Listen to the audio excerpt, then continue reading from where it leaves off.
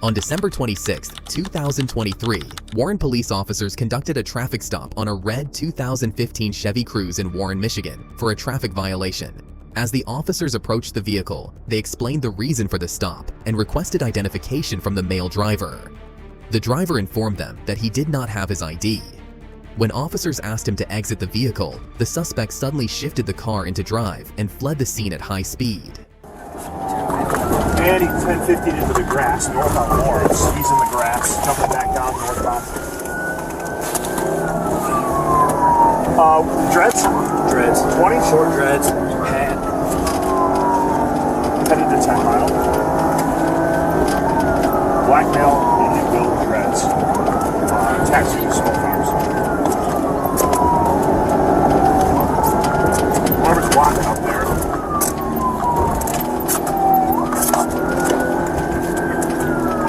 Center line's blocking. It's up in the grass. Just parallel. All right, we got the lead again from center line. He's jumping through the grass. The suspect led officers on a dangerous high-speed chase, driving well over the 25-mile-per-hour speed limit. In a reckless attempt to evade police, he swerved onto sidewalks and tore across the lawn of an apartment complex, with officers struggling to keep up. At one point, he lost control and veered into a grassy area before regaining traction and continuing his escape. You're good, clear, sorry. Yep. Approaching Sherwood. Through Sherwood. All right, who's ever on Mount Block for us, please.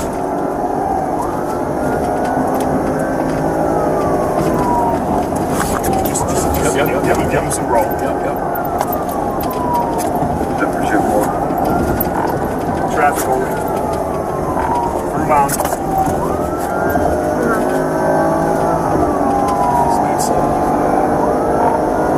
Speed's 80, coming up to Ryan.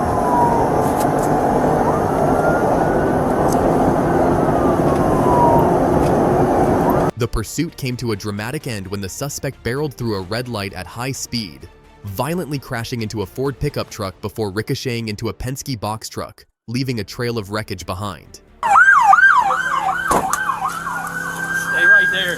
Stay there. Can you hear me in there? Can you hear me in there? Get out. Step out.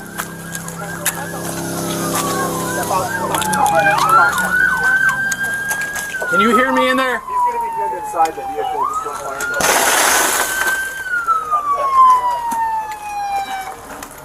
The suspect was pronounced dead at the scene, with no other injuries reported.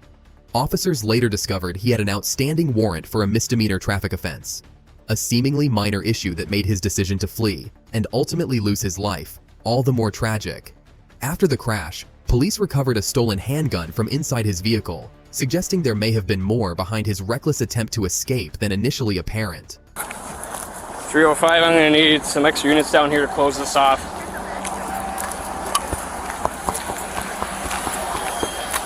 On May 31st, 2021, an Onalaska police officer spotted a motorcycle speeding southbound. The 33-year-old rider briefly crossed into the northbound lane, going against traffic to enter a parking lot before quickly exiting onto another street. The officer pulled alongside the motorcycle, rolled down his window, and instructed the rider to pull over. Pull over! Or it's not for not.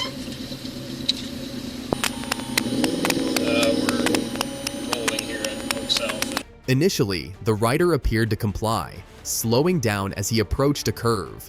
However, once around the bend, he suddenly accelerated at a high rate of speed.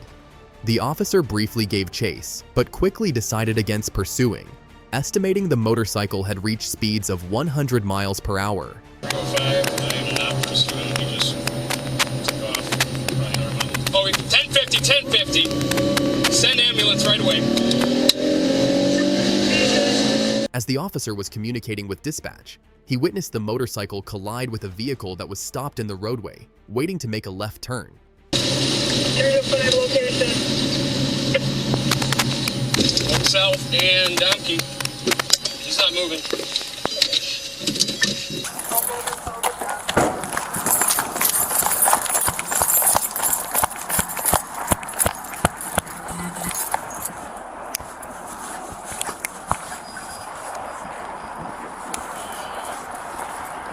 The rider was ejected from the motorcycle upon impact and was pronounced dead at the scene.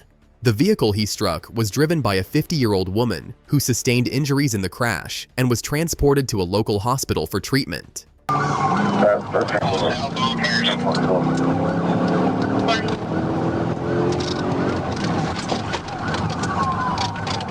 67 Little Rock, I'm primary. On January 8, 2023, around 1 a.m., Faulkner County Sheriff's deputies attempted a traffic stop on a vehicle driven by 53-year-old Michael Scotty Helton. Instead of pulling over, Helton fled, initiating a high-speed chase. Faulkner County deputies, along with Conway police officers, pursued him both within the city limits of Conway and along Faulkner County back roads. During the pursuit, Helton fired on law enforcement officers multiple times.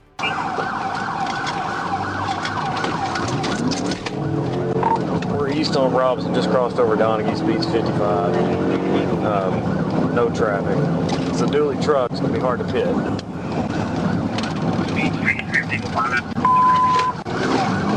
Hill.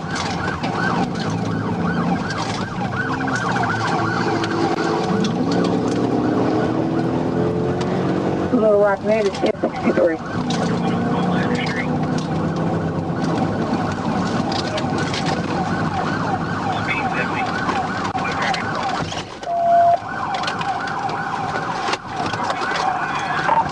.67 Little Rock.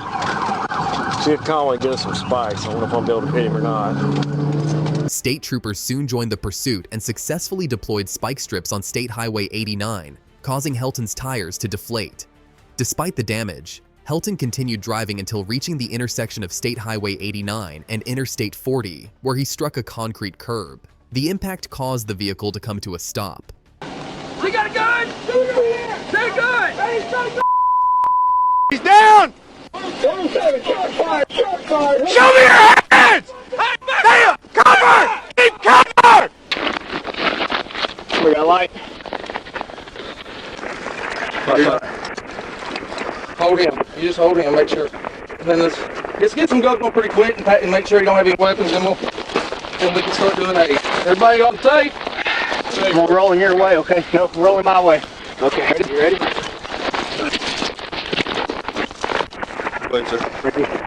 During the encounter, Helton pulled out a gun, prompting 3 state troopers and 1 Mayflower police officer to discharge their service weapons in response. Despite efforts by the troopers to render medical aid, Helton succumbed to his injuries and was pronounced dead at the scene. On September 14, 2022, at approximately 1:25 p.m., a white older model Ford Taurus driven by a male, later identified as Javon Raheem Richards, was observed entering the southbound lanes of Veterans Parkway from I-516 eastbound while using a cell phone. Emergency lights and sirens were activated to initiate a traffic stop, but the driver failed to yield, fleeing and beginning a high-speed pursuit.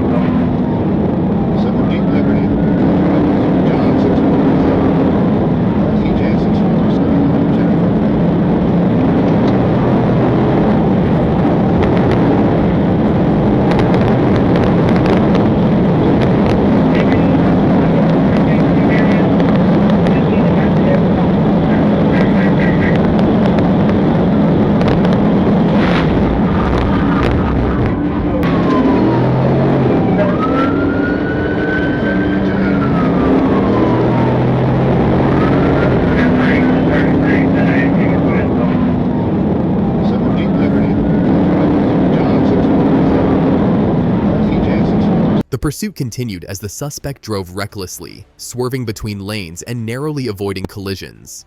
At the intersection of Georgia 25 and the I-516 eastbound off-ramp, the driver ran a red light and collided with a white Infiniti SUV, causing a chain reaction. The suspect's vehicle struck a guardrail and a third vehicle before coming to a stop in the southbound lanes.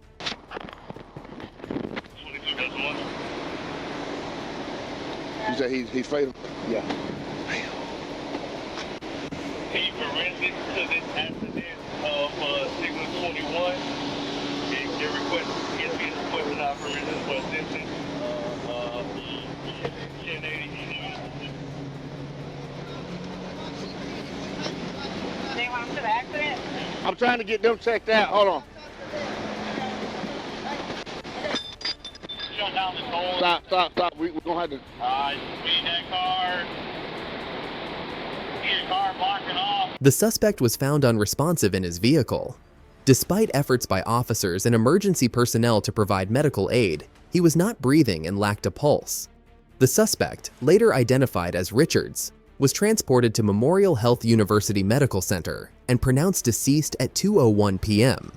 A loaded firearm and illegal substances were recovered from the vehicle, and the Chatham County Coroner's Office was notified for an autopsy. On February 4, 2024, at around 5:15 p.m., Bridgeport police received information that 41-year-old Jonathan Mark Lewis Bell was in possession of weapons and narcotics. Officers observed Bell driving a Mercedes-Benz SUV and attempted a traffic stop, but he fled, leading police on a high-speed chase. The pursuit ended when Bell crashed into a residence on Division Street in Ansonia. Officers approached the vehicle, and when Bell reached for an object and refused to comply, 3 officers fired their weapons.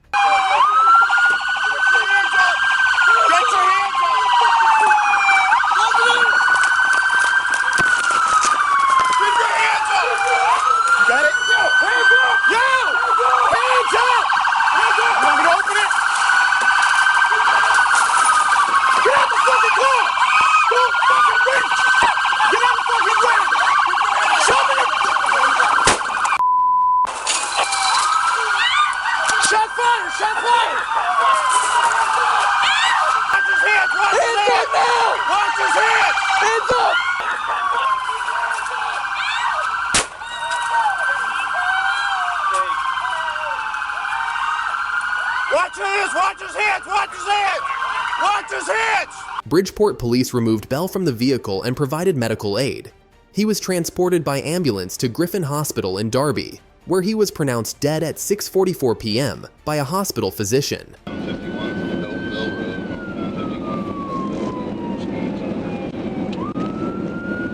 Northbound Belleville Road, 102 miles per hour. On April 2nd, 2022, 32-year-old Adam Cobb, a suspect in the deaths of his estranged partner, Jamie Joyner, her sister, Jessica Joyner, and the family dog, was pursued by law enforcement in central Illinois. Dashcam footage shows Cobb stopping his truck, exiting, and pointing a handgun at officers. Despite commands to drop the weapon, Cobb appeared to prepare to fire, prompting officers to open fire. Put it down! Put it down! Don't do it! Don't do it! Don't! Stop! Stop! Put it down! Put it down! Put it down! Put it... Ah! Damn it! Cobb was transported to a hospital with life-threatening injuries, but was pronounced dead the following day.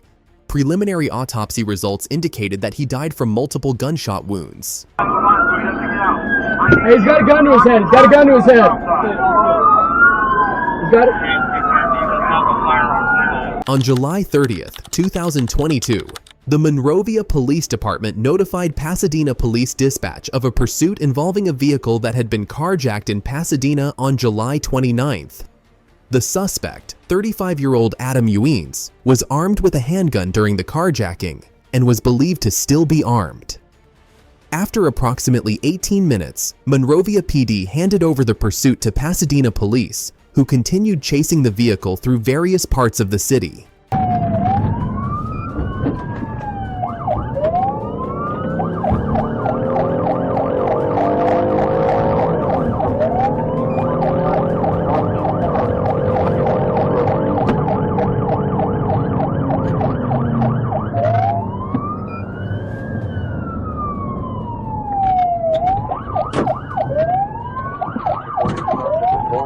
The pursuit ended when Ewings pulled into a small shopping center in the 600 block of North Lake Avenue.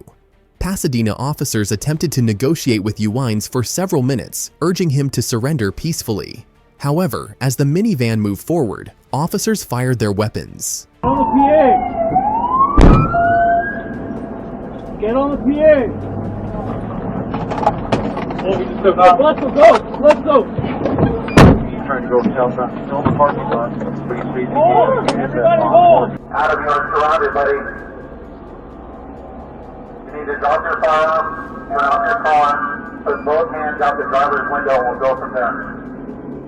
Police vehicles blocked the suspect, Adam Ewings, from driving recklessly and endangering others. Ewings refused to comply with officers' orders, moving the car in a jerking motion. He called Pasadena police dispatch using the victim's phone, expressing suicidal thoughts. Despite de-escalation attempts, Ewings drove toward officers near the parking lot's exit. As he neared the sidewalk, officers fired, fatally shooting him.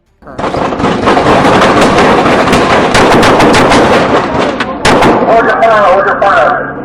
Hold your fire.